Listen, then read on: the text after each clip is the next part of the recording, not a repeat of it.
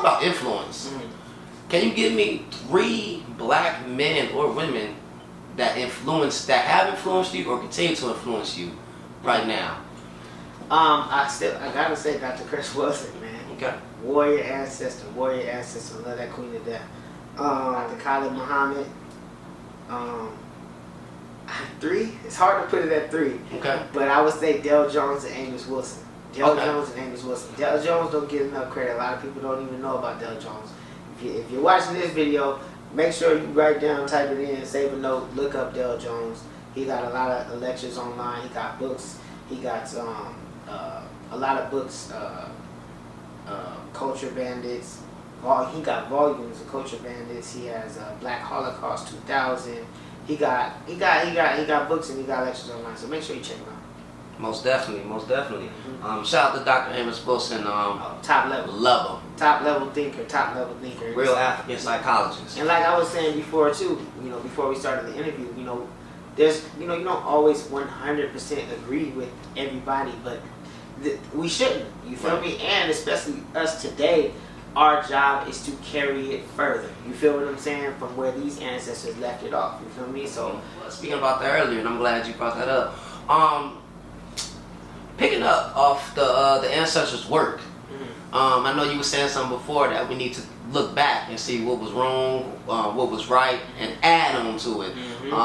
Why do you think it's important that we continue to add on to what they did and actually, not saying we're critiquing what they did, but looking and see how can we modernize this? Why do you think that's so important?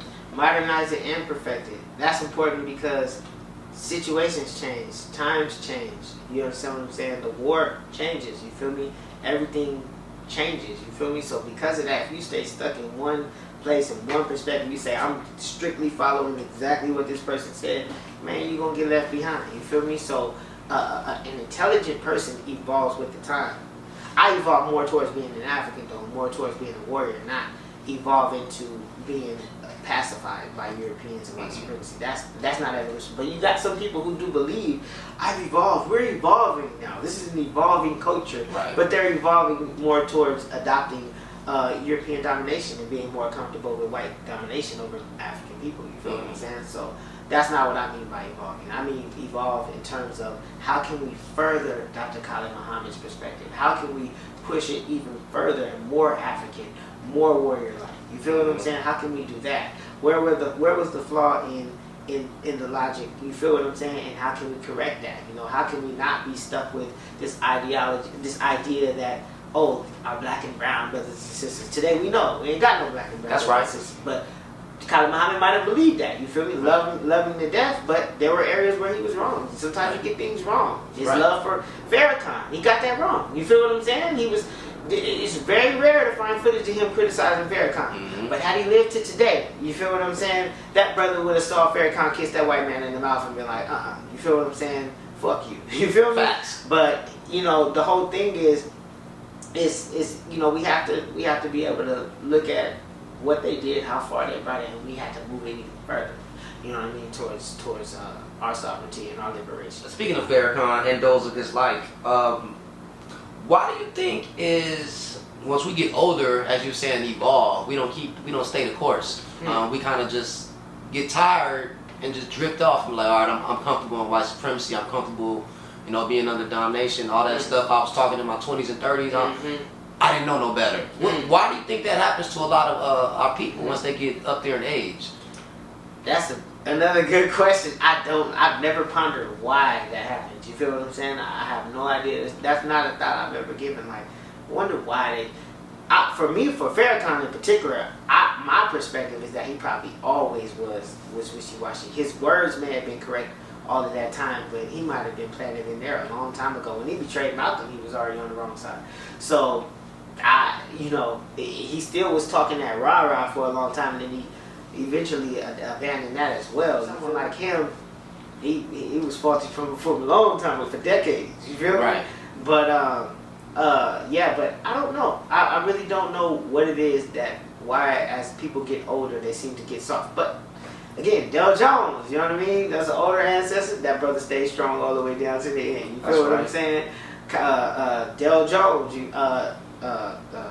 Dr. Dr. Amos Wilson, Kalyd Muhammad. You feel what I'm saying? They wasn't in their 30s and 40s. They was older. You feel me? So them are some strong warriors to look up to. Dr. Cress Wilson. You feel what I'm saying? All the way down to the end. You know what I'm saying? So, but I don't know what that is, but it ain't in me. So. That's right. So what? I guess with that, of you growing and coming into manhood and just getting up there in age now, as a full-on man, what has kept you sane? What has helped you? What kept you from not straying, or let's say giving up? You know. To me, wanting to see African people win is so important to me. You feel what I'm saying? Wanting to see us win, or wanting to see us give a good fight as much as possible. You feel me? All the way, you know, however it goes, however everything falls, I want to go out fighting. You feel what I'm saying? It ain't in me to give up.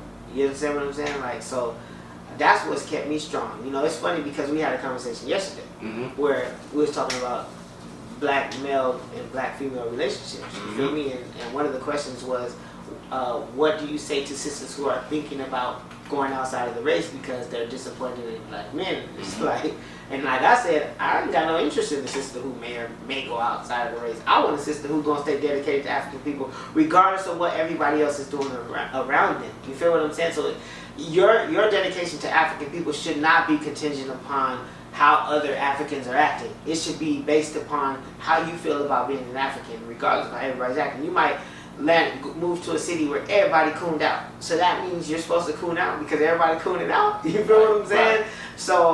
Right. So in that same line of reasoning, you know, it's like my love for being who I am and for what I am it supersedes any other. So there can be no disappointment or anything that's going to make me go astray or fall off my track, because it's rooted in the core of who and what I am to be African. You know what I'm saying? And to keep my head high. You feel what I'm saying? And forward the fight. What is the ideal black relationship right now? Like, what is your vision of what black relationships should look like? Man, you trying to give me trouble. I gotta ask, brother. Ideal. I just want to see black men with black women, right? Dang, that's a good question, because are you talking about polygamy or no? Nah. Okay, well, what are you talking about? I'm just talking. It could be in there. Yeah. I'm not an advocate for it, but I'm saying for you,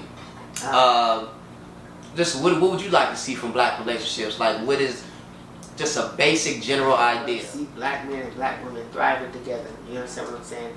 In healthy, happy relationships with each other. You feel what I'm saying? Producing black children, bringing more black life into this world. You know, that's one of the most precious and valuable things you can do on this planet, is to bring black life into this world. So, but it's really hard to answer that question because, you know, it's kind of broad. No, you answered it really.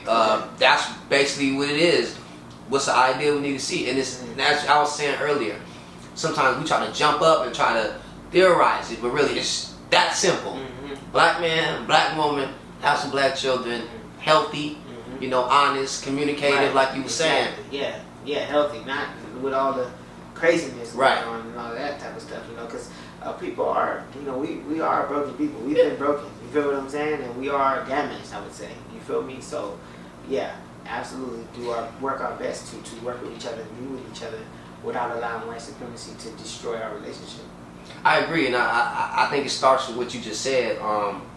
Like the brother behind you, we gotta admit, we slaves. We sick. You know, we was born here. We've been under white supremacy way before we've been under consciousness. We are a black child who was adopted, and we're kidnapped. But I'm just giving you an example of what, like today, we can see there are black children who've been adopted and raised by Europeans, and you see what that does to them. That's what that's been done to us, and worse, for the last 400-500 years. As a whole group of people, adopted, kidnapped, raised, reared, brainwashed by Europeans. You feel me? For 400-500 years. We still here, but it shows what us being in contact with these people, us adopting their language, us adopting their religions, us adopting their way of eating, their food habits, their sexual habits, disgusting sexual habits, you feel me? the range, you know what I mean, from homosexuality to pedophilia, all of that we've got from being around these people. This is madness going on. I saw a video on Instagram, some dude humping on a mannequin. You feel me? Like, that's European shit. That's necrophilia, to want to hump on something that's dead, that can't even have any life in it and respond to you. You feel me? But that's us being around them for so long. You feel me? It shows. So